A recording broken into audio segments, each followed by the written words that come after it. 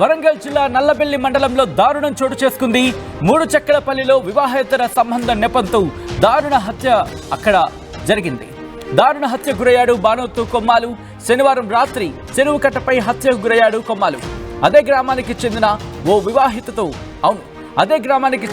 వివాహితతో వివాహేతర సంబంధమా? ఈ అంశానికి సంబంధించిన ప్రస్తుతం పెద్ద ఎత్తున చర్చ జరుగుతోంది. మహిళ భర్త సహా పలువురిని అదుపులోకి తీసుకుని విచారించడం జరుగుతోంది పోలీసులు. గ్రామంలో అవాంఛనీయ ఘటనలు జరగకుండా పోలీసులు పికెటింగ్ ఏర్పాటు చేయడం జరిగింది. దానికి సంబంధించిన బ్రేకింగ్ న్యూస్ చూస్తున్నారు. వరంగల్ జిల్లా నల్లబెల్లిలో దారుణం చోటు చేసుకుంది. మూడు చక్కలపల్లిలో వివాహేతర సంబంధం, దీన్ని బూచిగా చూపించి అక్కడ దారుణ హత్య జరిగినట్టుగా చర్చ జరుగుతోంది. ఈ అంశానికి సంబంధించి అప్డేట్స్ అందించేందుకు మా ప్రతినిధి వెంకటరత్నం సిద్ధంగా ఉన్నారు. వెంకటరత్నం, ఈ ఘటనకు సంబంధించి ఎటువంటి చర్చ జరుగుతోంది? పోలీసులు ఏమైనా క్లూని సంపాదించడం జరిగింది ఇప్పటి వరకు? అయితే ఇక్కడ గతంలో ఇక్కడ వివాహేతర సంబంధమే అన్నటువంటి కోణంలోనే పోలీసులు ఆలోచిస్తున్నారు. దీనికి సంబంధించి కూడా ఊళ్ళో జరుగుతున్నటువంటి పరిణామాల మీద కూడా కొంతమంది కొన్ని క్లూస్ కూడా ఇచ్చారు. ఇక్కడ పోలీసులు సంఘటన స్థలానికి చేరుకున్న తర్వాత అయితే దీనికి సంబంధించి ఒక క్లారిటీకి అయితే వచ్చారు. ప్రాథమిక దర్యాప్తు మాత్రం జరుగుతుంది. వివాహేతర సంబంధమే ఈ వ్యక్తిని దారుణంగా కత్తులతోటి పొడిచి హత్య చేసినటువంటి పరిస్థితి కనిపిస్తుందని చెప్పారు. దీనికి సంబంధించి కూడా ఇక్కడ నల్లబెల్లి మండలంలో మూడు చెక్కలపల్లి గ్రామంలో కూడా చోటు చేసుకుంది. మూడు చెక్కలపల్లి గ్రామానికి చెందినటువంటి బానోతు కొమ్మాలు నిన్న రాత్రి 12 గంటల ప్రాంతంలో ఇంటి నుంచి బయటకు వెళ్లారు. మేబీ అలాంటి వివాహేతర కారణాల వల్లనే వెళ్ళి ఉండొచ్చానని చెప్పి అనుకున్నారు. కానీ ఇంట్లో మాత్రం బహిర్భూమికి వెళ్తున్నారు. ఎందుకంటే గ్రామీణ ప్రాంతాల్లో కూడా బయటికి వెళ్తారు కాబట్టి బయటికి వెళ్తున్నానని చెప్పి ఇంట్లో చెప్పి వెళ్ళినట్టుగా తెలుస్తుంది. అయితే అప్పటి నుండి కూడా కుటుంబ సభ్యులు రాత్రి 11 గంటలకు వెళ్ళినటువంటి తను మళ్ళీ ఇంటికి రాకపోవడం వల్ల ఏం జరిగింది అన్నటువంటి కోణంలో కూడా వీళ్ళు ఆలోచించి మొత్తం వెతకడం ప్రారంభించారు. అయితే ఇప్పటికి కూడా ప్రారంభించిన తర్వాత వీళ్ళు రాత్రి 8 గంటల ప్రాంతంలో కూడా ఇక్కడ తను కొమ్మాల మృతదేహం ఒక చెరువు గట్ట ప్రాంతంలో లభ్యమైందనేది చెప్పడంతో వెంటనే గ్రామస్తులు కూడా అక్కడ పోలీసులకు సమాచారం అందించారు. ఈ విషయం తెలుసుకున్నటువంటి నల్లబెల్లి పోలీసులు, రూరల్ పోలీసులు ఘటనా స్థలానికి వెంటనే అక్కడికి చేరుకొని ఏం జరిగిందన్నటువంటి కోణంలో కూడా విచారణ చేపట్టారు. ఆ విచారణలో కూడా కొన్ని తాత్కాలికంగా చుట్టుపక్కల ఉన్నటువంటి వాళ్ళను విచారణ చేయగా కొంత విషయాలు అయితే తెలిసాయి. అయితే దీనికి సంబంధించి అదే కోణంలో వీళ్ళు వివాహేతర సంబంధాల కోణంలో ఆలోచిస్తున్నారు. కానీ అక్కడ ఉన్నటువంటి మృతదేహాన్ని కూడా పోస్ట్ మార్టం కోసం, పంచనామా కోసం, ఇక్కడ పోస్ట్ మార్టం నిర్వహించడం కోసం ఇక్కడ నర్సంపేట ఏరియాలో ఉన్నటువంటి హాస్పిటల్ తరలించారు. మార్చికి తరలించిన తర్వాత మృతుడికి పోస్ట్ మార్టం కూడా నిర్వహించారు. దీని మీద ఒక ప్రాథమిక దర్యాప్తు మాత్రం నడుస్తుందని చెప్పి అంటున్నారు. కానీ పూర్తి స్థాయిలో ఇంకా వాళ్ళ విషయాలు బయటికి వెళ్ళడం లేదు. కానీ ఇక్కడ మృతుడి కుటుంబానికి సంబంధించి ఒకసారి పరిశీలిస్తే మృతుడి కుటుంబానికి భార్య, 2 పిల్లలు ఉన్నారు.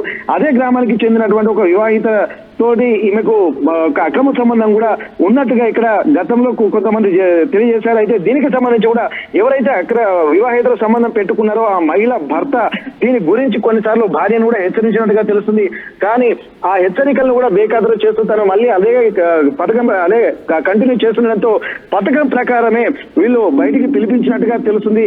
అయితే దీన్ని దృష్టిలో పెట్టుకుని ఆ రాత్రి ఆ భర్త మరికొంతమందితో కలిసి ఒక పథకం ప్రకారము కొమ్మాలను కూడా తన వ్యవసాయ బావి తీసుకెళ్లి ఆ పొలం వద్దనే దారుణంగా కత్తులతోటి పొడిచి చంపినట్లుగా తెలుస్తుంది. దీంతో అక్కడ విచారించినటువంటి పోలీసులు కూడా అనుమానితుల్ని మాత్రం ఎంతమంది ఉన్నారని చెప్పి పోలీసులు అనుమానించడం జరుగుతోంది. ప్రస్తుతానికి వివాహేతర సంబంధం ఉన్నటువంటి మహిళ భర్తతో పాటు మరొక 2 కూడా అదుపులోకి తీసుకున్నారు. ఇంకా ఎంతమంది ఉన్నారన్నటువంటి కోణం కూడా ఇక్కడ కొన్ని విషయాలు తెలియాల్సినటువంటి అవసరం ఉంది. ప్రస్తుతానికైతే పోలీసులు ఒక 3 అదుపులోకి తీసుకున్నట్టుగా తెలుస్తుంది. ఆ తర్వాత దీంట్లో ఎంతమంది ఉన్నారు, ఇక ఎవరెవరిని విచారించాలన్నటువంటి కోణంలో కూడా ఆలోచిస్తున్నారు. దీనికి సంబంధించి కూడా గ్రామంలో పరిస్థితులను బట్టి చూస్తే ఎలాంటి అవాంఛనీయ సంఘటనలు కూడా జరగకుండా పోలీసులు కూడా బందోబస్తు ఏర్పాటు చేశారు. అక్కడ జరుగుతున్నటువంటి పరిణామాలను కూడా అక్కడ ఉన్నటువంటి పోలీసులు కూడా కొంత కూపి లాగేటువంటి ప్రయత్నం చేస్తున్నారు. ఇక్కడ వివాహిత భర్తను అదుపులోకి తీసుకున్న తర్వాత దీనికి సంబంధించి పూర్తి వివరాలు సేకరించేటువంటి ప్రయత్నాలు చేస్తున్నారు. ఎంతమంది, అసలు జరిగినటువంటి కారణాలు ఏంది, ఎప్పటి నుంచి అలా తప్పు ఎవరిది అన్నటువంటి కోణంలో ఉన్నారు. ఈ తప్పు ఎవరిదైనా కానీ ఇక్కడ అంటే మర్డర్ చేయడాన్ని కూడా తీవ్రంగా పోలీసులు పరిగణిస్తున్నటువంటి పరిస్థితి. దాదాపు ఇప్పటి వరకు కూడా పోలీసులు అదుపులోనే నిందితులు ఉన్నారు.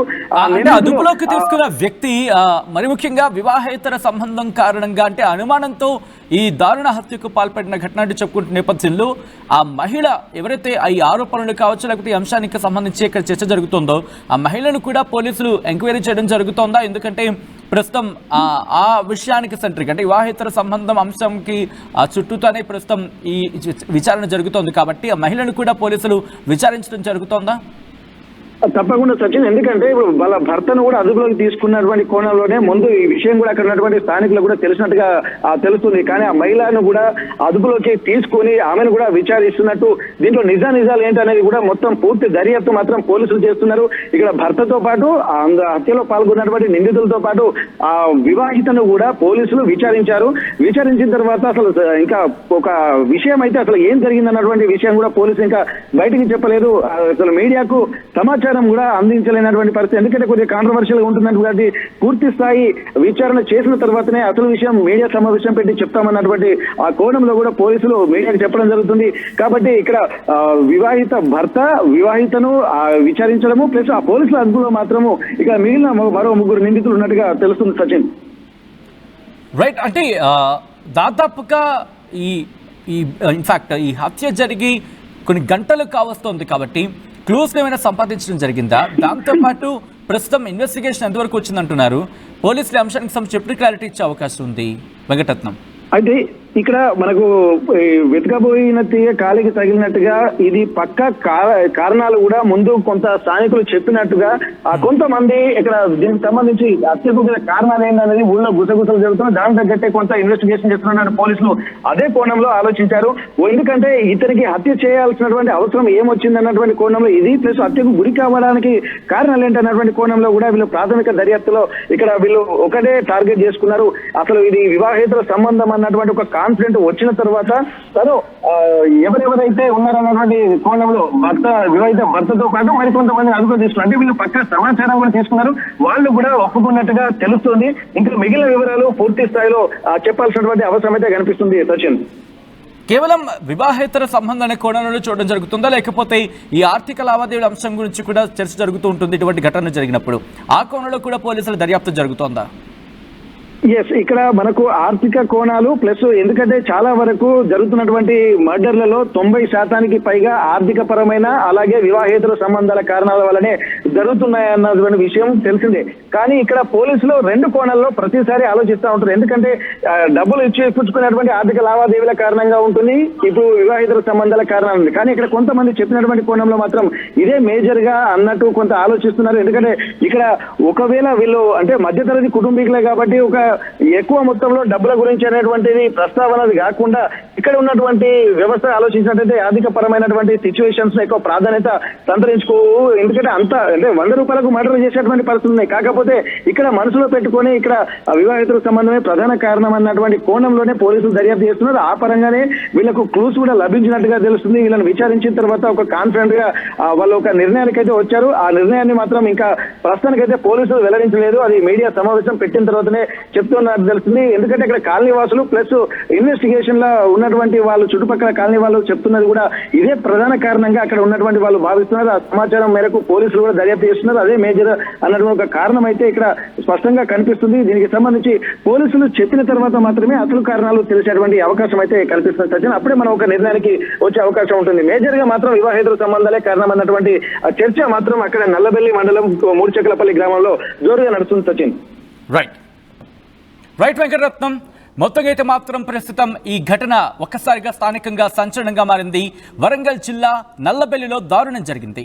మూడుచెక్కలపల్లిలో వివాహేతర సంబంధం నెపంతో దారుణ హత్య అక్కడ జరిగింది.